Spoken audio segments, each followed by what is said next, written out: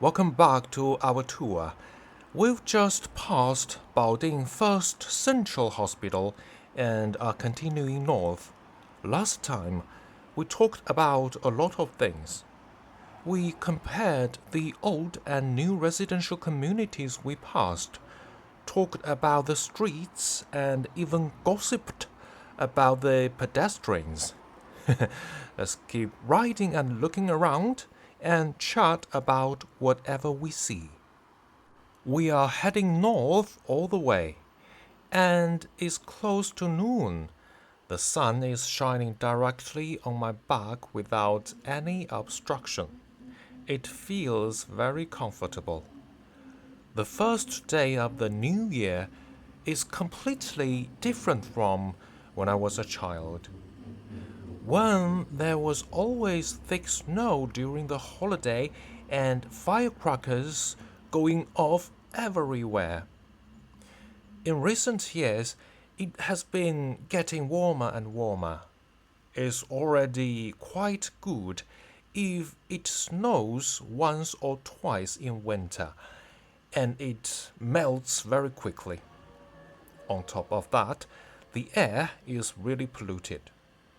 The closer it gets to winter, the dirtier it becomes, which really affects my mood. When walking on the street, I often don't dare to wear natural fabrics on the outside, nor do I dare to wear light colors. I have to put on outerwear made of synthetic material to block the dust. The road we are cycling on now is called Changcheng Avenue, means the Great Wall Avenue. Before it was called Changcheng Avenue, it seems it was only known as National Highway 107.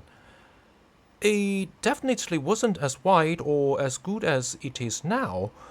Back then, it seemed to be just an asphalt road about 4 lanes wide in the middle, with dirt on both sides.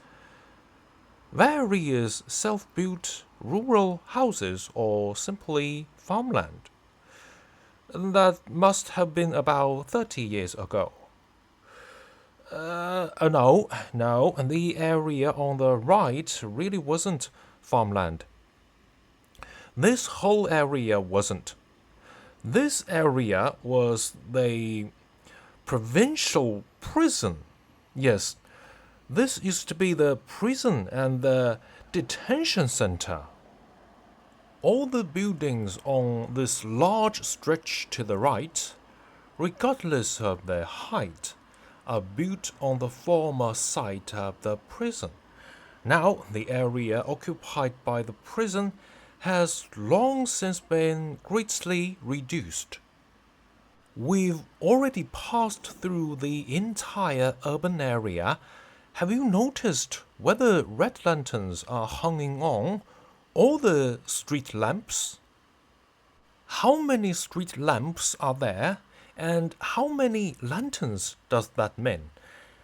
How much would they cost? And the lanterns may not look expensive, but we really don't know how much they really cost. In any case, these must be one-off items. In the past, lanterns were made of paper. After being hung for a while, you would see them torn, or if they weren't paper, but the so-called silk kind, they would also tear easily. The ones now are definitely made of various plastic materials and are sturdier, but this kind of thing can't be washed or cleaned. Once it's been used once, it's no longer usable. If I weren't taking everyone along while cycling and looking around, there are many things I normally wouldn't even think about. I'd just take them for granted. After I started introducing things to everyone, I actually began to notice many small details in daily life. The same life, somehow, doesn't feel as boring as before.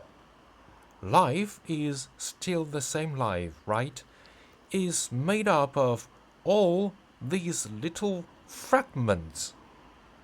If you ignore them all and stop caring about them, it really feels like there's nothing left. On this street, there are also many cars parked along the roadside, but somehow it doesn't feel the same as the old town we passed in the video before last, where the parked cars seemed a bit unsafe. Here, it just feels quite different.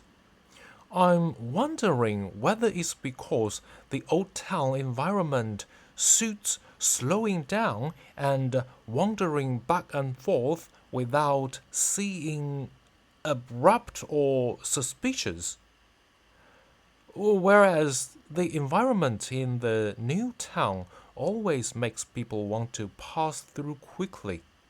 It's not easy to slow down, and if you do slow down, it feels suspicious instead. Could that be the reason? But cycling on this road, the sunlight is mostly blocked. We are completely in the shadows. You don't get the bustling atmosphere of the old town, that sense of liveliness. Instead, it feels rather detached. But it's also possible that because the flow of people and traffic is faster, there's actually less litter, making it look much cleaner. It's cold and gloomy, yes, but at the same time, it feels refreshing. The old and new towns really each have their own advantages and disadvantages. So, does your city have a similar situation as well? Wow, from the video, it looks like that child was about to run straight into me. If the child actually did run into me, how would it be handled in your country?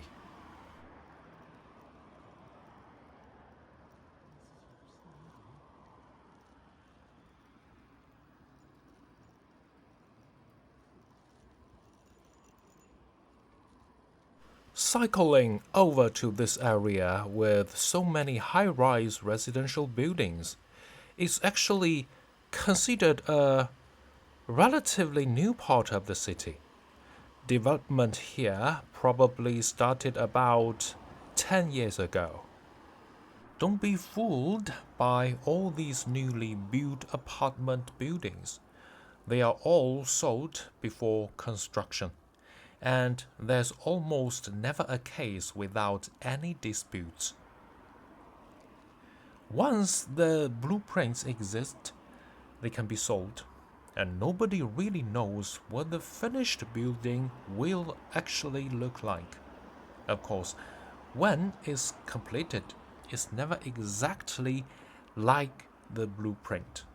Everyone knows that. Is it because it's always like this? If you don't buy, there's nothing available. Otherwise, you could buy a second-hand apartment. Still, most people want a new apartment. At that time, these buildings weren't really built with the idea of improving the living environment, were they? So, everyone buys them. There's a really strange phenomenon here. I just can't figure it out. Is that even though nobody believes it, the sellers swear it's true. The buyers keep asking questions.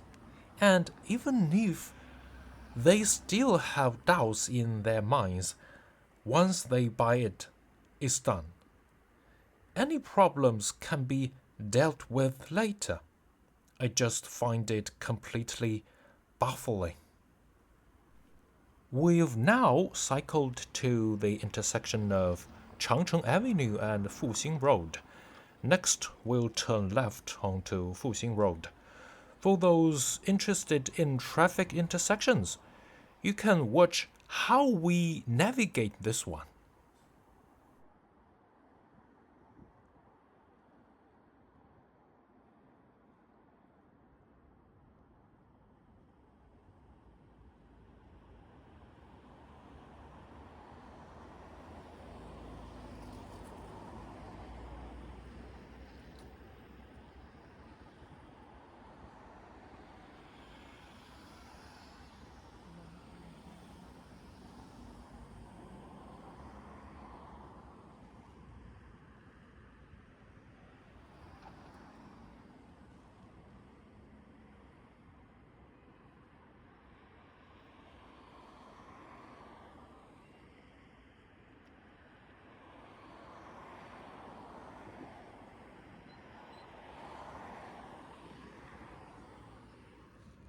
All right, that's about it for today.